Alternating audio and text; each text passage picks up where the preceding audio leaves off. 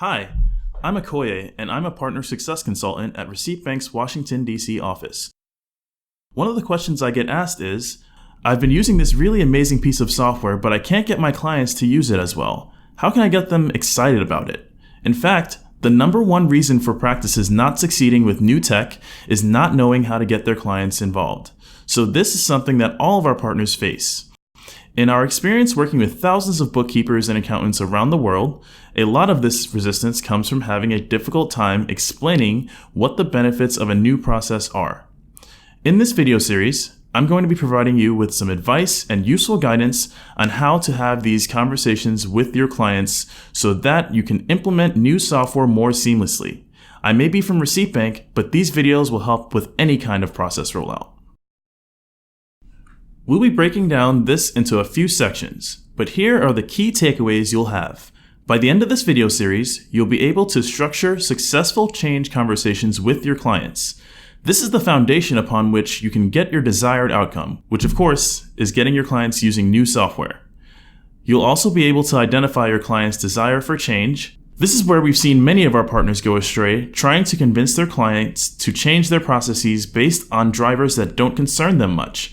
I'll be covering how to identify what does concern them. And finally, how to seal the deal. At the end of the video series, you'll be able to compellingly convey the value of your solution to your clients based on the above discussion and maximize your chance of converting your client onto your new process, software, or whatever you're looking to change. So, let's start off with the question we're trying to tackle, namely, how do you change client behavior? This can be broken down largely into 4 steps that will define the structure of these videos.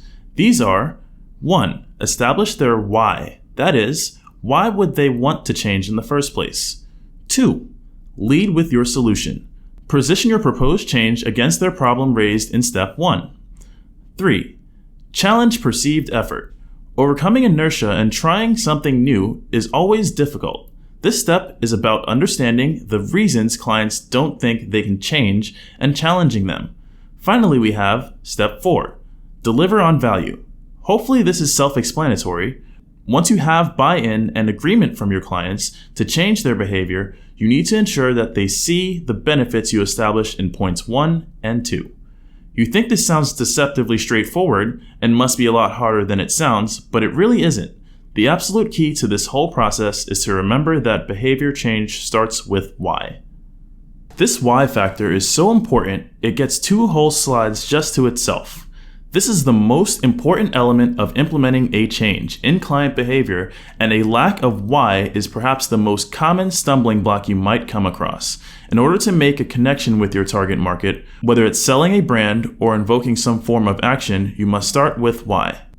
Simon Sinek, in his popular book, Start with the Why, and his even more popular TED Talk, explains this using a diagram he calls the Golden Circle.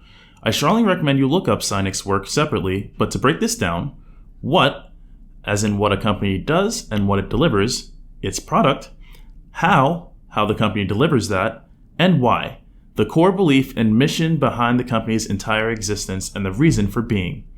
In his TED Talk, Simon Sinek discusses how the majority of businesses fail to connect with their target market by focusing on the what and working inwards, and argues that the most successful brands secure that meaningful connection by, you guessed it, starting with the why. He uses Apple as an example of this in practice. Rather than being a computer manufacturer who tells the market, we have these amazing features, the what, that will make it easier for you to complete tasks, the how. Apple will start with their why and announce we believe that everything should be innovative, easy to use, and beautiful, before moving on to the how. So we design all of our products to be cutting edge and intuitive, and finally, the what. We make computers. Now, if we slightly restructure our definitions for our purposes, why, this is the core reason behind making a change, how, this is how the change achieves that goal, and what, this is what the change does to fulfill that core belief. Just like Apple's competitors, many of our partners get too caught up in the what, without uncovering and proving the why first. Here is an example of how a what, how, and why conversation could go if I were trying to get one of my clients to start using Receipt Bank. Starting with the what, I'm changing how you send me receipts. You're going to use an app to take pictures of them, and I don't have time to keep picking them up from you. If you were on the receiving end of this conversation, how would you react? Would this convince you that you should do this as a business? It's unlikely, right? What's key here is that not only is the why discussed last, it's a purely selfish one on my end, and one that is likely to raise objections from clients. In any case, it's certainly not laying out a compelling reason for the client to change. Now let's contrast this against another approach, one that starts with the why. I want to give you more useful updates on your financial position. If I get information from you regularly, I can keep you up to date. All I need you to do is snap your receipts with this app. Immediately we can see the difference in this approach. By starting with the why, we not only grab the client's attention, but position the value of the new process front and center. We get a buy-in from the client before we've even experienced the what, i.e., the new process itself. Remember, start with the why and move outwards. Focus on making a meaningful connection with your client before suggesting a change.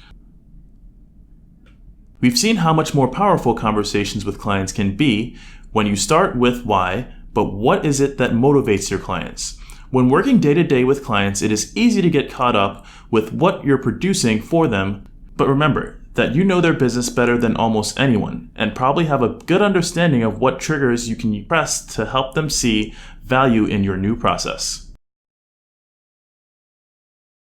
Here are some examples of drivers and motivations for typical small businesses, split into 4 general categories of frustrations, fears, wants, and goals. While here they've all been given an equal amount of space, businesses, like people in general, are much more driven by negative forces than positive ones. Rather than seeking pleasure and happiness, the avoidance of pain, fear, and suffering is a much more powerful driver. With that in mind, let's go through some of the issues and goals that you can position a new process against. Frustrations like time poor, no finance experience, and buried in paperwork.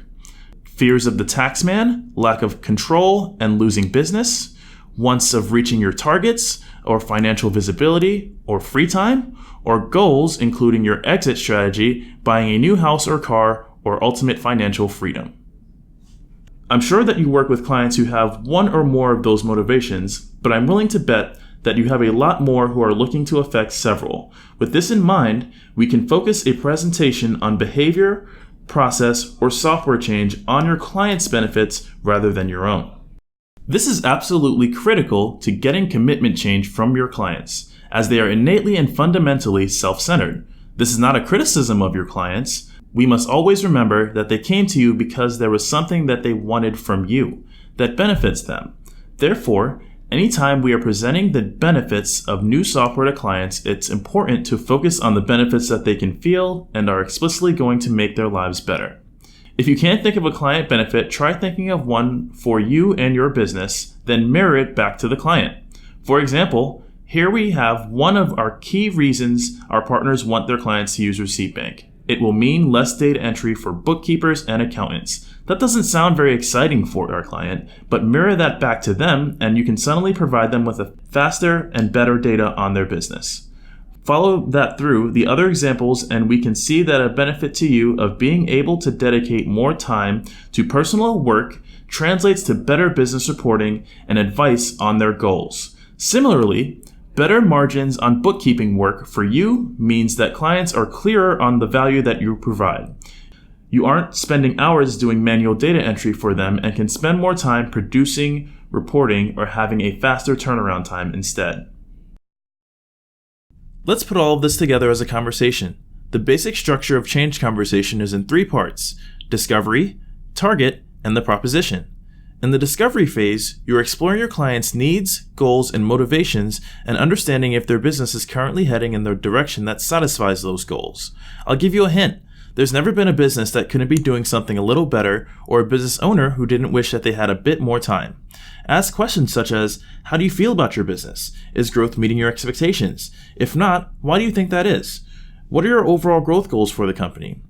With the pain points discovered, you can move on to targeting them in more detail and start painting a picture of a future where that pain point has been solved or a goal has been reached. Ask further questions such as, what would you do if you had more time? Where do you think you are spending too much time? Would more information on your financial position help? Finally, present your solution or proposition. This is when you demo your new software or process and show how it is the solution to their problems. All that should be left at this stage is to ask for approval and commitment to change. They should be emotionally invested and really understand what you are trying to help them accomplish. Of course, it's imperative now that you've started using new software with these clients, you demonstrate the value of doing so as quickly as possible. If your new process is using Receipt Bank, that means getting the mobile app into their hands during your meeting and ensuring they're submitting documents to you on a regular basis. To round out this video series, we're going to look at barriers to implementation. When you're trying to change habits with your clients, we find that the main barrier are existing perceptions, namely effort and value. If the perceived effort of implementing a new process or software outweighs the perceived value, change will not occur. The good thing about perceptions is that you can change them. It's worth mentioning that changing perception of value is harder than changing perceived effort. As we've mentioned before, people are inherently self-involved and will typically want to resist change.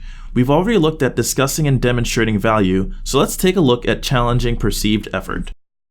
Perceived effort is really just a fancy term for a client saying, "This will be too much work." Here are 3 ways to change perceptions of effort when getting clients to use Receipt Bank. Challenge expectation. Surprise clients with how easy Receipt Bank is to use. One of our partners books a 30-minute software demo with clients, but wraps it up in only 5 minutes. The client is surprised at how easy the app is to use and now has it on their phone already. Contextualize expectation. This is my favorite one. We all live in an age where we have cameras in our pockets all of the time. We've all taken selfies or pictures of family and friends, beloved pets, or a particularly tasty meal.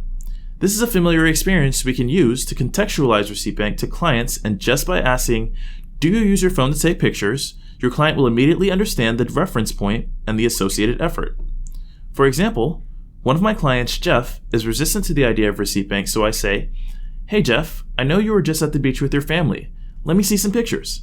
As soon as you make the client take out their phone and show you, you've got them on the hook because you can put that context back on them when it comes to taking a picture of a receipt. Finally, you can compare this new expectation with their original one, matching the effort of changing to your new process against the cost of not doing it. This is called the opportunity cost. For example, how much time does your client spend entering their expenses or collating, organizing, and delivering them to your office? How often do they lose bills and receipts? All these things are more painful than the effort in changing to a new process using Receipt Bank. In this video series, we're looking specifically at changing client behavior, but we know that clients can have objections to other things that go beyond a change in perceived effort, such as pricing. For more advice on overcoming client objections, please check out your client onboarding pack, which was emailed to you when you joined Receipt Bank, but is also available under the Partner Resources section of the Partner Portal. You also have access to the How to Combat Client Objections leaflet, which is linked below. Now we've come full circle. Throughout this video series, we've covered the 4 steps to changing client behavior. Step 1, establish their why. That is, why would they want to change in the first place? Step 2, lead with your solution. Position your proposed change against their problem raised in Step 1. Step 3, challenge perceived effort. Overcoming inertia and trying something new is always difficult. This step is about understanding the reasons clients don't think they can change and challenging them. Finally, we have Step 4, deliver on value. Hopefully this is self-explanatory. Once you have buy-in and agreement from your clients to change their behavior, you need to ensure that they see the benefits you established in points 1 and 2. Evolve these to suit your methods and client personas, but this framework will make onboarding clients on any new process or software more effortless.